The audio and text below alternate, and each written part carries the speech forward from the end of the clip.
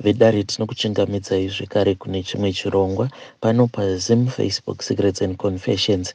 Tadzoka zvekare nemamwe mamessages. Regai tibva tapinda mumamessages edu atadzoka takakubatirai message yedu yekutanga yakamira sekudai. So hanzi makadii zvenyu mukomanashi, ndinokumbirawo kuti munge muchindiposterawo nyaya yangu makavikawo chitupa changu. Inini mukoma, nyaya yangu yakamira sekudai. So nezuro usiku ndakabva ndatanga kurota. Ndakati ndichirota mukoma, ndainge ndaenda kubhodha kuti ndinge ndichienda kunodhindisa pasipoti yangu. Ndainge ndakatomirawo mukiu sezvainge zvakaitawo vamwe vanhu. Then 10 yangu yakazoti yasvika. Pandakasvikawo kuti ndinge ndichidhindisawo madays, ndo pazvakabva zvanzi painge pachidiwa imwe mari pamusoro zviya zvedu zviya zvatinoita. Saka ndakabva ndazopa mari uya munhu aifanira kuti ange achindidhindira pasipoti yangu mari yacho yainge ichidiwa.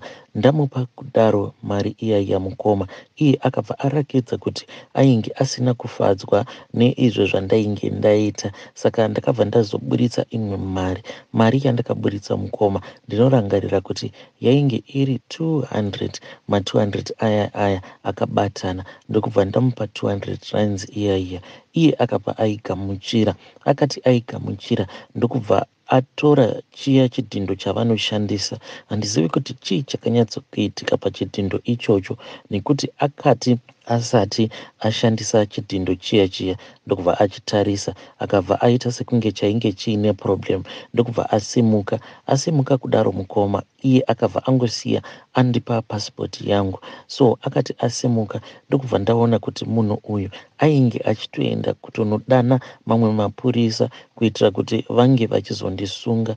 Ndopandakabva ndaona kuti panapa kana ndikaramba ndakangomira pano shuwa ndinosungwa. Ndokubva ndazotiza paya ndakatiza nepasipoti yangu. Ndokubva ndatopepuka mukoma. Asi ndisati ndapepuka mukoma, pane imwe feeling yandakangonzwa. Feeling yekungoti mumba maita sekunge mainge muina vamwe mainini vangu. Saka mainini ava mukoma vane nyaya dzavo dzakawandisisa zvekuti dzimwe nyaya dzacho mukoma dzinondirwadza kuti nditange kutaura nezvadzo, because dzakawandisisa nyaya dzacho, dzingatopedza zuva rose. Asi muchidimbu ndingangoti mainini ava vane hupfumi, humwe hupfumi hwekuti hakuna kana anokwanisa kunzwisisa kuti hupfumi ihwohwo hwakabva kupi. But vanhu asi mudzinza tiri kutambudzika nekuda kwavo amainini ivavo. It is a story for another day. Saka pandakamuka ndakabva ndaona kuti mumba mainge muina amainini, but ndainge ndichiri ndakabatirwa nehope. Ndokubva ndazopepuka paya. Hope idzodzo mukoma dzakandishungurudza. Ndikabva ndati kasi mangwana pandiri kuenda kuchechi ndichasangana nemapurisa, because ndainge ndamboona rimwe vhidhiyo pasocial media richinzi pane mapurisa ainge akapinda muchechi ndokubva vatosunga pasta zvekare nevamwe vanhu vainge vari muchechi. Saka ndakabva ndangodhismisa hope dziya ndikabva ndati hope idzi inhau yekuti maybe inini ndiri kungotya mapurisa. Saka ndamuka mukoma ndakabva ndazotogadzirira mune zvakanaka kuti ndinge ndichibuda ndichienda kuchechi. Saka ndakati ndabuda ndisati ndaenda kuchechi ndokubva ndangoti regedzai ndinge ndichingomhanya. Ndobva ndaenda ndinotora mari. Saka kuarea kwatinogara kuti unge uchitora mari unotoenda pane chimwe chiATM pane kamwe kaspa kari padhuze nekuarea kwatinogara. Ndaenda kuya mukoma ndokubva ndatosvika ndikaburitsa mari pakaATM kaya. Ndakaburitsa mari yaikwana iyo kuita 2000 rands, because ndainge ndichida kuwedzera mari pane imwe mari iyo yandainge ndiinayo kumba kuti ndinge ndichinosiya mari yangu yetithing. Ndaburitsa 2000 rands iya mukoma. Handichazivi kuti ndakazvifambisa sei. Ndakabva ndapinda mushopu ndokubva ndanhonga zvishoma izvo zvandainge ndichida, sezvo nguva dzainge dzatondisiya kuti ndinge ndichibika breakfast. It was already too late. Ndakabva ndangonhonga izvo zvandakaona kuti ndaikwanisa kungoita a light meal ndadzokera kumba. Ndapedza kutenga zvinhu zviya mukoma, ndini uyo ndokubva ndananga straight mumotikari. Ndakabva ndadhiraivha ndikadzokera kumba, then I continued preparing. Ndikabva ndazobuda ndichimhanya ndichienda kuchechi. Ndakazoti ndava kuchechi mukoma, ndava kuda kunopinda muchechi, ndopa ndakabva ndazobata homwe dzangu, ndikabva ndaona kuti ndainge ndisina mari. Ndakabva ndati zvimwe kuda mari iyi ndainge ndaiisa muglove compartment mumotikari mangu. Ndikabva tapinda zvedu muchechi ndokubva tanamata. Tapedza chechi mukoma, ndakabva ndati regedzai ndinge ndichienda kunotora mari iya imwe yacho yandasiya mumotikari. Ndakazoti ndapinda mumotikari ndakasecha, ndichasecha zvemukoma, ndikati zvimwe kuda mari iyi ndaisiya kumba. Ndokubva ndadhiraivha zvangu kumba, ndikadzokera kumba ndokubva ndaona kuti mumba chinhu chandainge ndangosiya ainge ari mareceipts ezvimwe zvezvinhu zvandainge ndatenga kuSpar kuya mukoma. Ndakabva ndati zvimwe kuda mari iyi maybe ndaidonhedzera mushopu. Ndokubva ndazodhiraivha ndichidzokera kuSpar kuya. Ndakati ndadzokera kuSpar ndokubva ndatanga kutaura nevanhu vaya vemuSpar, vakabva vazonditora vakabva vazoenda neni upstairs. Kuupstairs ndo kune CCTV room yavo. Vakabva vatanga kundirakidza zvose zvainge zvaiitika. Chakandivhundutsa mukoma ndechekuti inini mupfungwa dzangu ndinotozviziva kuti mari iyoyo ndakaitora, but takazoti tava kuzuma CCTV footage, mari iyi mukoma ndakaisiya. Ende kana kuine vanhu vanoziva zveATM zveCapitec, kana chikagara chaburitsa mari hachidzoreri mari. Chakasiyana nezvimwe zvima-ATM zvekuti kana ukakanganwa kutora mari chinobva chazodzorera mari back mumushini. CheCapitec chakatosiyana. Saka chakazotangawo kunetsawo vanhu vaya vekuSpar ndechekuti kunyange zvazvo ndainge ndasiya mari, but pakatoita more than 3 hours pasina kana umwe munhu ainge ambouya kuzotora mari. And the last person akazoenda pachimushini ichocho cheATM ndeumwe murungu, ende murungu uyu ndiye manager wepaSpar ipapo. Saka iye kuti anzi akatora mari iyoyo because akangoenda ipapo ndokubva angoinseta card rake. Mushure mekunge ainseta card, iye ainge achingocheka balance. Ruoko rwake haruna kana kumbogara rwarakidza kuti akatora mari. Acheka balance pakadi pake ndokubva azongobva pachimushini chiya cheCapitec. Saka zvinhu zvekuti zvainge zvichinetsa vanhu vose avo vatainge tichiona navo footage kuti how come mari yakawandisisa kudaro ingazongogara iri pachena. Kune vanoziva zvima-ATM zveCapitec vanokwanisa kundipupurira kuti paya pachinodonhedzera mari panzvimbo pekuti wose anenge achidarika napo anokwanisa kutoona kuti panhu apa pane mari. Pakadarika vanhu vakawandisisa vachingopinda muSpar muya, but hapana kana umwe zvake akambogara atarisa kana kungodongorera kuti ange achiona kuti mari pane mari iripo. Mukoma, zvinhu zvekuti zvakanetsa vanhu vose. Kudzamara umwe azoti maybe watorerwa mari yako netokoloshi, ndokubva vanhu vatotanga kutoseka paya. Ndakasekawo mukoma, asi ndakazoti ndava ndega ndakabva ndazotanga kurwadziwa. This is the first time ndingangoti in my life ndichirasa mari, ende chinondirwadza ndechekuti ndakabva ndarasa mari yakawandisisa. 2000 kana tiri kuno kuSouth Africa imari yakawandisisa. Zvinhu zvekuti mukoma nanhasi uno ndichiri ndakabatikana. Hongu ndinonamata zvangu asi ndakabatikana. Ende kubva nezuro mukoma ndiri kungoti kana ndikafunga amainini vangu nezvose zvatakanzwa pamusoro pavo, ndinonzwa ndichisvotekana nekubhoyekana navo because ivo amainini vedu, madzibaba edu pavainge vachiri vapenyu, ndaiwanzokunzwa baba vachiti mukadzi wemunin'ina wangu ane chimwe chidhori chake ichocho anoti kana ada kutipa munyama anotswinya tswinya chidhori chake. Kutswinya kwaanenge achichiita chidhori chake chiya chinobva chazoita hasha, chobva chazouya chiine ukasha, chobva chazokupa minyama. Asi nyaya dzaamai Inini mukoma dzakawandisisa, but chiri kungondirwadza ndicho chichi chekuti shuwa ndongoenda zvangu paATM ndowithdrawa mari ndobva ndaikanganwa. I am someone who is always alert mukoma, handisivi kuti chii chakaitika at that time pandaka withdrawa mari yakadaro.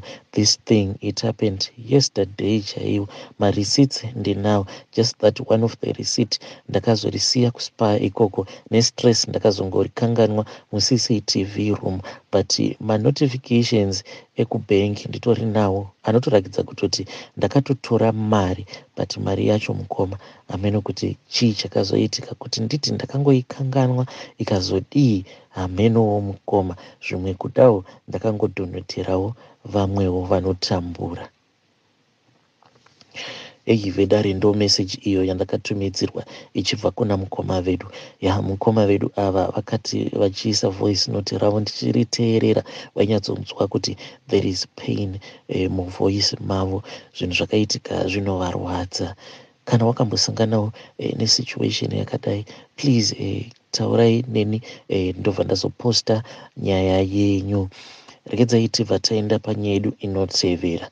Zvakangoma hazvo vedu we. Hanzi makadi zvenyu mukomanashi, ndinokumbirawo kuti munge muchindiposterawo nyaya yangu makavigawo chitupa changu. Inini ndine best friend yangu, inini nebest friend yangu takabva kuhigh school tingori tose tiri mabest friends. Zvose zvatinoita tinongoita tiri tose. Saka inini ndakati ndauya kuno kuSouth Africa ndokubva ndatanga kumusuwa ndikabva ndati ndinodawo kuti iwewe unge uchiuyawo kuno kuJoni. At that time pandakasvika kuno kuJoni panewo umwewo akazongotanga kundinetsa, andinetsa ndokubva azongonditora akabva azova murume wangu uyo wandiine mwana naye 1. Then shamwari yangu akati auya tikabva tambogara tose taona kuti tinge tichiramba takagara tiri tose zvainge zvisingaiti because accommodation yedu yainge iri diki. Ndokubva tazongomuchesterawo umwewo uyo ainge achishanda nemurume wangu. Takati tamuchestera muchinda uya vakabva vazoroorana. Mushure mekunge varoorana mukoma, iye shamwari yangu akabva azongotanga kungoita miscarriages akawanda kusvika zuva ranhasi haana kana kumbogara akwanisa kuita mwana nemurume wake. Zvino akabva azondiaprocha mushure mekunge abata mamessages mufoni yemurume wake. Murume wacho ainge achitaura nehama dzake. Hama dzake dzainge dzichimuti, zvino iwewe zvausina kana mwana, manje nengomwa yako iyi yawasarudza kuti unge uchitora muchazozvifambisa sei? Because isusu tinototarisirawo kuti hatidi kuti tinge tichizokuviga negonzo. Wadii wambobuda wambotesta first kuti unge uchiona kuti ane problem ndiwe here kana kuti mukadzi wako ndiye ane problem. But we suspect kuti musikana wako uyu wawatora anenge ndiye ane problem. Vairakidza kuti ivo vainge vakatomboinvestigata kubackground vanatete vacho avo vainge vaine mamessages ainge akazobatwa neshamwari yangu. Shamwari yangu akauya kwandiri achichema achinditi marriage yake yainge yatoparara. Tikabva tati nhaisawi, saka toita sei? Tiri kuti tinge tichiita plani ka. Iye akabva ati plani yei? Ukangoona kana akangogara abuda mumba kana akangowana munhu anomuitira mwana zvinenge zvatovharana. Hapana paangazomboramba ainini yeti kunze uko kuine munhu anenge amuitira first born yake. Pangu patopera sawira, ndibatsirewo. Saka takabva tambofunga kuti kana tikaenda kumaprofita zvinhu zvinokwanisa kuita right, but takanwiswa tichanwiswa mamwe mazitii. Ndichinwawo mazitii ainge achipiwa. It was a form of kumusapota but nothing was coming out of it. Kudzamara tazongoaprochawo vanoita zvenguo tsvuku. Takati taaprocha vamwe madzimai vanoita zvenguo tsvuku vakatibatsira mukoma, vakanyanyisa kubatsira inini because ndakabva ndatoona kutoti zvimwe zvavainge vakandiudza zvainge zviri zvechokwadi. Ende kana ukagara wabatsirwa unoramba uchingotsvaka munhu anogona kudarikidza munhu akakubatsira the last time. Vanhu hatikwanisi kugutsikana neizvo zvatinenge tapiwa.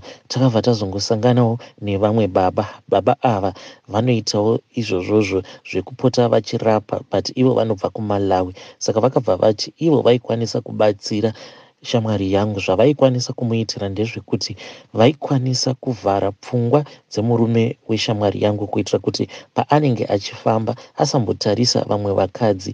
Zvekare nyaya iyo yekuti iye haana mwana asambofunga nezvayo, afanire kuti ange achingofunga nezvemudzimai wake kunyange vasina kana mwana. Zvekare vakabva vati vane mimwe mishonga iyo yavainge vainayo yekuti kana ukaishandisira murume wako, then zvinozoitika ndezvekuti kana hama dzake dzikangokunyeya iye aripo, anobva azouya achikuripotera, achikuudza zvose zvavanenge vachitaura zvekare nezvavanenge vachironga.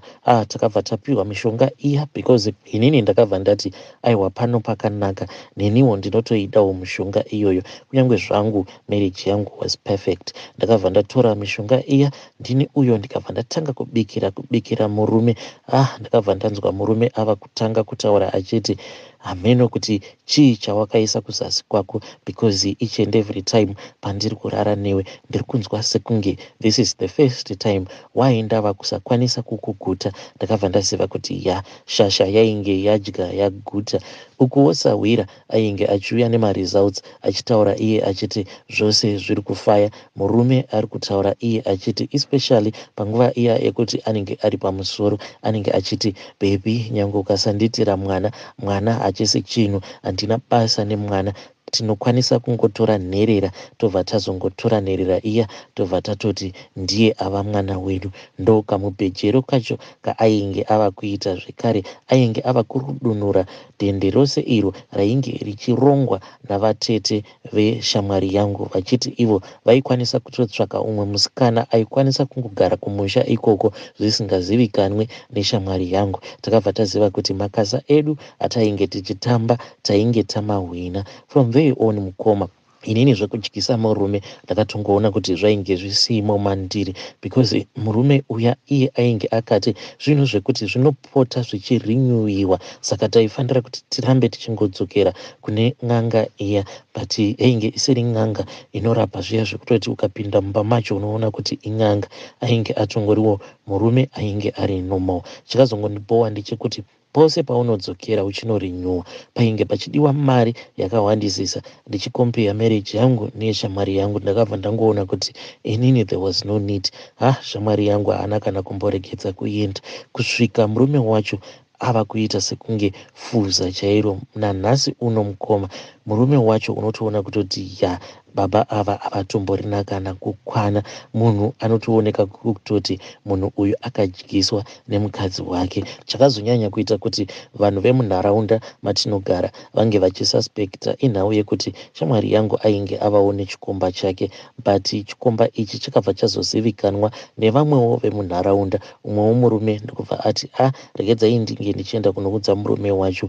Kunze kwekuti murume weshamwari yangu ange achiita mainvestigation, akabva angoti mudzimai wake achipinda mumba akabva ati ndinozviziva kuti uri kundihurira iwe nanhingi manje ndichakubatai. Sahwirawo akabva atotambawo akangwara sezvo ainge atongwadzwa. Saka murume wake hapana kana evidence yaakazobata. Mushure mekunge aona kuti painge pasina evidence, ndiye uyo kwava kutanga kuenda achinotukana nemurume uya ainge azama kuti ange achimuonesa kuti mukadzi wako ari kudanana nanhingi. Akabva ati zvinoreva kuti iwewe mudzimai wangu unomuda. Ipapo mukoma ndo patakabva tatoona kutoti murume weshamwari yangu atongovawo murume wezita, but pfungwa chaidzo dzatotorwa.